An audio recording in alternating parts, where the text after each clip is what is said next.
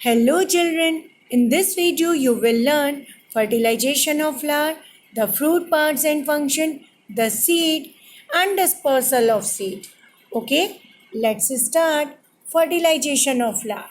Fertilisation of flower पढ़ने से पहले बच्चों हम ये बता दें कि इसके पहले की प्रोसेस होती है पॉलिनेशन और आफ्टर पॉलिनेशन ही फर्टिलाइजेशन प्रोसेस होती है। क्लियर? तो पॉलिनेशन में क्या होता है? Transfer of pollen grain from the anther to the stigma is called pollination.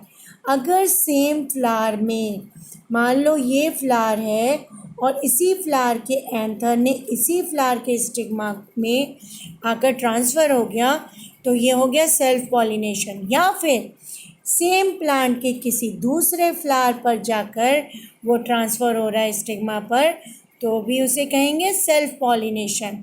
और अगर बच्चों सेम टाइप का कोई दूसरा प्लांट हो और इसका पॉलन ग्रेन निकल करके दूसरे प्लांट के फ्लावर पर उसके स्टिग्मा पर ट्रांसफ़र हो जाए तो इसे कहेंगे क्रॉस पॉलिनेशन। क्लियर? अब बच्चों मान लो कि पॉलिनेशन हो गया तो पॉलिनेशन के बाद क्या होता है? पॉलन ग्रेन स्टिग्मा पर आकर स्टिक हो जाता है। फिर इस पॉलन ग्रेन में जिसमें कि मेल सेल या मेल गैमेट प्रेजेंट है ये पॉलन ट्यूब की हेल्प से ये ट्रांसफ़र होके नीचे तक आ जाते हैं। यानी कि पॉलन ग्रेन से जो पॉलन ट्यूब निकलेगी वो स्टाइल से होते हुए ओवरी से होते हुए ओव्यूल के पास आती है और ओव्यूल में प्रेजेंट है एग सेल और पॉलन ग्रेन में प्रेजेंट थे मेल सेल। तो मेल सेल एग सेल के साथ फ्यूज़ होकर या फिर हम कह लें मेल सेल फीमेल सेल के साथ फ्यूज़ होकर जाइगोट बनाती है और इसी फ्यूज़न को हम फर्टिलाइजेशन कहते हैं। Clear? So fertilization is the process of fusion of pollen यानी कि the male gamete and egg यानी कि फीमेल गैमेट। ओके, यानी कि फर्टिलाइजेशन क्या है? मेल गैमेट जब फ्यूज़ होता है फीमेल गैमेट से तो उसे फर्टिलाइजेशन कहते हैं और आफ्टर फर्टिलाइजेशन जाइगोट बनता है और जाइगोट एक वन सेल्ड स्टेज है जो कि डिवाइड होने के बाद एम्ब्रियो बनाती है। क्लियर? अब पढ़ेंगे पार्ट्स ऑफ फ्रूट। तो बच्चों पार्ट्स ऑफ फ्रूट पढ़ने से पहले एक और बात बता दूं, ये जो फ्रूट है ये फ्रूट ओवरी का ही डेवलप पार्ट है और जो सीड्स होते हैं वो ओव्यूल का डेवलप पार्ट होता है। क्लियर? तो पार्ट्स ऑफ फ्रूट पढ़ेंगे। फ्रूट का जो आउटर मोस्ट लेयर होती है उसे कहते हैं एक्सोकार्प। जो थिन जो स्किनी लेयर होती है जिसे हम छिलका भी कहते हैं फ्रूट का, जो हम खाने के टाइम पे निकाल देते हैं उसे कहेंगे एक्सोकार्प। और जो अंदर का फ्लैशी पार्ट होता है जो बीज का उसे कहते हैं मीज़ोकार्प जिसे हम खाते हैं। और अंदर का इनर मोस्ट लेयर जो कि सीड को कवर किए रहता है उसे कहते हैं एंडोकार्प। इस तरह से किसी भी फ्रूट्स की 3 लेयर होती है mainly, exocarp, mesocarp and endocarp. Clear?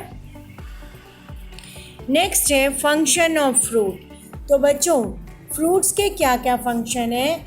एक तो वो सीड को प्रोटेक्ट करता है, एनिमल से बचाता है और एक्सट्रीम या फिर एडवर्स क्लाइमेटिक कंडीशन से भी वो सीड को प्रोटेक्ट करता है। क्लियर? और क्या करता है फ्रूट जो होता है वो अपने अंदर फूड मटेरियल को स्टोर करने का काम करता है। और क्या करता है फ्रूट्स जो होते हैं वो डिफरेंट कलर के अट्रैक्टिव कलर के होते हैं जिसकी वजह से वो एनिमल को अट्रैक्ट करते हैं और एनिमल उन्हें खाकर इधर उधर डिस्पर्स या फिर स्कैटर्ड कर देते हैं डिस्टेंट प्लेसेस पर। क्लियर? ओके, नेक्स्ट है सीड जर्मिनेशन। सीड जर्मिनेशन में क्या होता है? जब कोई भी सीड सॉइल में सो किया जाता है तो उसमें से उसके जर्मिनेशन के बाद रेडिकल और प्लूम्यूल निकलते हैं। जो आप ये ब्राउन कलर की कवरिंग देख रहे हो बच्चों, ये ब्राउन पार्ट, इसे कहते हैं seed coat. Okay, seed coat जब निकल जाता है तो ये कॉटिलेडन का पार्ट आपको दिखता है। ये कॉटिलेडन जो होता है अपने अंदर फूड मटेरियल स्टोर करके रखता है, जो कि एम्ब्रियो के काम आता है और एम्ब्रियो के डेवलपमेंट के काम आता है। यही एम्ब्रियो जब जर्मिनेट होता है तो इसमें से पहले रेडिकल निकलता है जो सॉइल में जाता है, और लेटर ऑन यहाँ से शूट एराइज होता है, या फिर हम कह लें प्लूम्यूल एराइज होता है, जो कि शूट सिस्टम बनाता है। ओके, तो प्लूम्यूल निकल के शूट सिस्टम बनाएगा और जो रेडिकल निकलता है वो रूट सिस्टम बनाता है। इस तरह से ये पूरा का पूरा सीडलिंग तैयार होता है और आफ्टर दैट यही मैच्योर होके प्लांट बना लेता है। क्लियर? अब पढ़ेंगे डिस्पर्सल ऑफ सीड। तो बच्चों डिस्पर्सल ऑफ सीड तो कई तरीके से होते हैं, बट डिस्पर्सल ऑफ सीड पढ़ने से पहले मैं ये बता दूं कि डिस्पर्सल क्यों ज़रूरी है। मान लो कि ये प्लांट है और अगर इसके सीड का डिस्पर्सल डिस्टेंट प्लेसेस पे यानी दूर दूर नहीं होता है और ये सेम जगह पे, मान लो ये प्लांट है और इसके सीड यहीं पर नीचे गिर जाते हैं और ये जब नीचे गिरेंगे तो यहीं पर सो हो जाएंगे और फिर यहीं पर जर्मिनेट करेंगे, तो ये कितने सारे चैलेंजेस को ये सीडलिंग फेस करेगा। ये सीड, कई सारे सीड जो यहाँ पर गिरेंगे, इनमें आपस में लाइट, वाटर, मिनरल, हर चीज़ को लेकर कंपटीशन होगी और कई सारे सीडलिंग इसी वजह से ग्रो ही नहीं कर पाएंगे और वो डेड हो जाएंगे। तो बच्चों इस तरह से हमने डिस्पर्सल की इम्पोर्टेंस को समझा।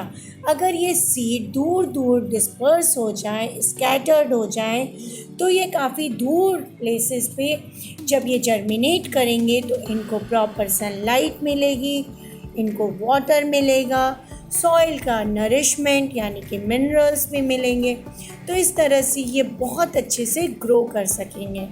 क्लियर? अब बच्चों ये समझते हैं कि डिस्पर्सल कितने तरीके से हो सकता है। डिस्पर्सल जो है वो विंड के थ्रू भी हो सकता है, वाटर के थ्रू हो सकता है, एनिमल के थ्रू हो सकता है और डिस्पर्सल एक्सप्लोजन की वजह से भी हो सकता है। अब इसको हम 1 बाय 1 समझते हैं बच्चों। डिस्पर्सल बाय विंड, अगर डिस्पर्सल विंड के थ्रू हो रहा है तो बच्चों खुद ही सोचो वो विंड किस तरह के सीड को अपने साथ उड़ा करके, ब्लो करके ले जाएगी। तो वो सीड कुछ इस टाइप के होंगे, अगर वो फेदरी हों, उनमें विंग्स हों, क्लियर, जैसे कि वो हेयरी हों। जैसे आप ये देखो ड्रमस्टिक के सीड कितने लाइट होते हैं और ये विंग्ड होते हैं। ओरोजाइलम के भी सीड्स फेदरी होते हैं, जिसकी वजह से विंड इनको ईजिली ब्लो करके एक प्लेस से दूसरी प्लेस पे ले जाती है। क्लियर? इस तरह से ये हल्की हल्की सीड्स एयर के थ्रू, विंड के थ्रू ब्लो करके एक जगह से दूसरी जगह पर चले जाते हैं। ओके, अब है dispersal by water. Dispersal by water में वो प्लांट आ जाएंगे और उन सीड का, उन फ्रूट का डिस्पर्सल हो जाएगा जो वाटर के नियर बाय ही उगते हैं, जैसे कि कोकोनट ट्री है और लोटस फ्लावर है जो कि वाटर में ही होता है। इनके जो थैलेमस, जैसे ये थैलेमस ऑफ लोटस फ्लावर है तो ये स्पॉन्जी होता है और जो कोकोनट का फ्रूट होता है वो फाइब्रस होता है, जिसकी वजह से ये वाटर में फ्लोट करके एक जगह से दूसरी जगह पर चले जाते हैं और इस तरह से इनका डिस्पर्सल हो जाता है। नेक्स्ट है बच्चों डिस्पर्सल बाय एनिमल्स।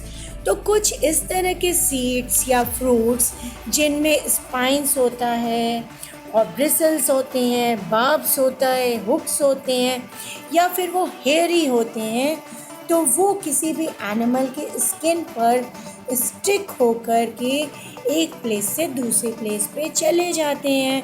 या फिर हम कह लें अगर ह्यूमन बीइंग की क्लोथ पे चिपक जाए तो ह्यूमन बीइंग से भी वो एक प्लेस से दूसरे प्लेस पे जा सकते हैं। ओके,